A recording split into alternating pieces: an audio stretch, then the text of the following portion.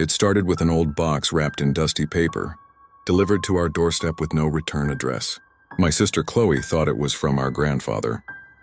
He passed away 3 weeks earlier, and the timing felt almost deliberate.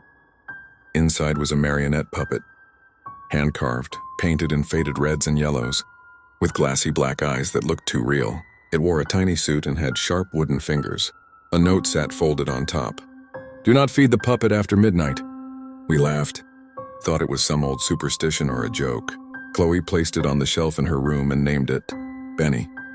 For the first few nights, it was just a creepy little decoration, but things started getting strange on the 5th night. I heard whispering coming from Chloe's room, soft like someone was trying not to wake the house. When I cracked the door open, she was fast asleep. The puppet was sitting in a different position, facing the bed. I was sure Chloe had left it facing the wall. The next morning, I asked her about it. She said she hadn't touched it since putting it up. Then came the tapping. Every night, right after the clock hit 12, there'd be a light tapping sound from her room, sometimes on the walls, sometimes on the window, and always the puppet had moved. Chloe joked that maybe it was alive. I told her it wasn't funny. Then last night I found crumbs near its mouth, cookie crumbs. Chloe admitted she had placed a snack in front of Benny, just to see what would happen. She said it was gone the next morning.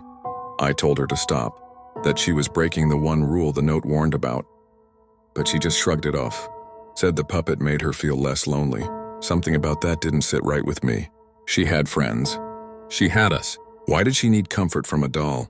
That night I stayed awake and watched from my bedroom. Door cracked open, eyes on hers. At exactly 12:37, I saw her bedroom light flicker. Then the shadow moved.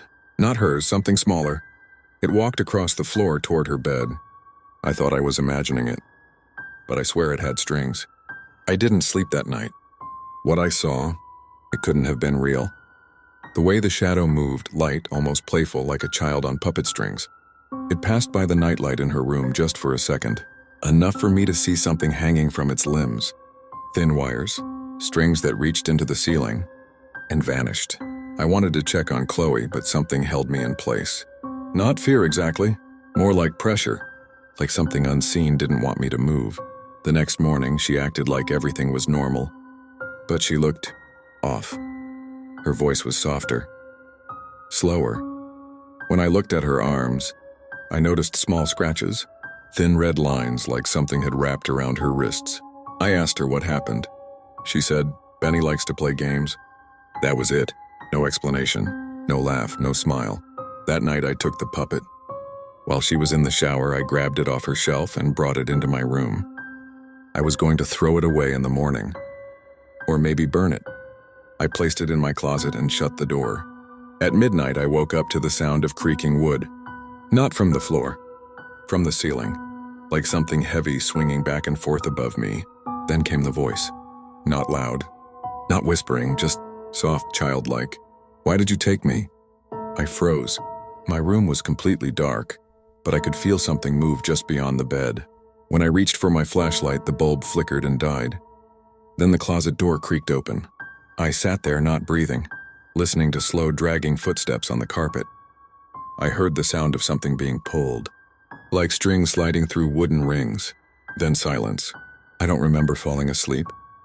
I must have blacked out because the next thing I knew, it was morning and Benny was gone. I ran to Chloe's room. She was sitting up in bed, eyes wide open, smiling like nothing happened.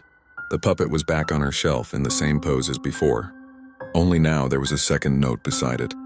"You can't take what's been fed." That was the moment I knew we had made a mistake. And it wasn't over.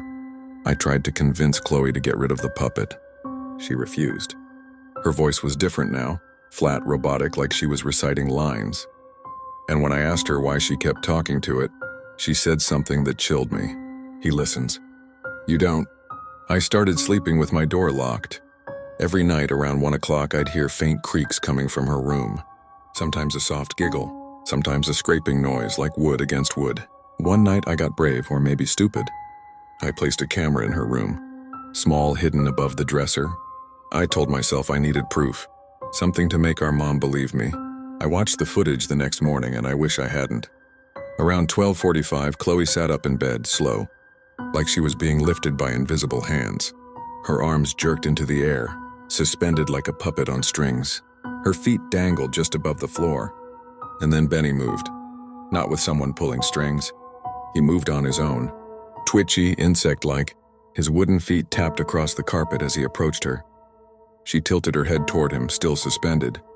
Then, in a voice that didn't sound human, she whispered, "Feed me." I turned off the footage. That same day, I tried throwing Benny into the fireplace. I doused him in lighter fluid and lit the match. The fire died the moment it touched him. The air grew cold. Not just cold, dead, like the air inside a tomb. And then I heard it again, the childlike voice. "Bad boy." My bedroom door slammed shut on its own. The lights cut out. In the darkness, I saw the shape of the puppet sitting on my desk. Even though I had just tried to burn it, his mouth was open. Something moved inside it.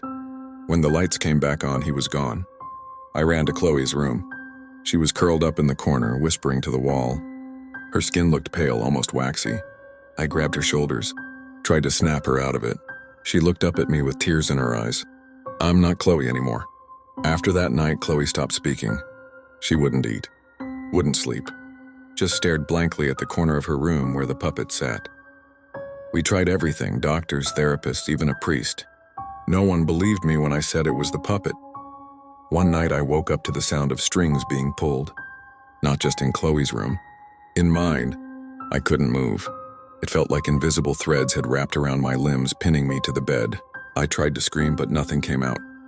Then I saw him, Benny. He wasn't a puppet anymore. He had grown. He was taller with long wooden arms and too many joints. His eyes weren't painted now. They were glass and they blinked. He leaned close to my face and whispered, "Your turn."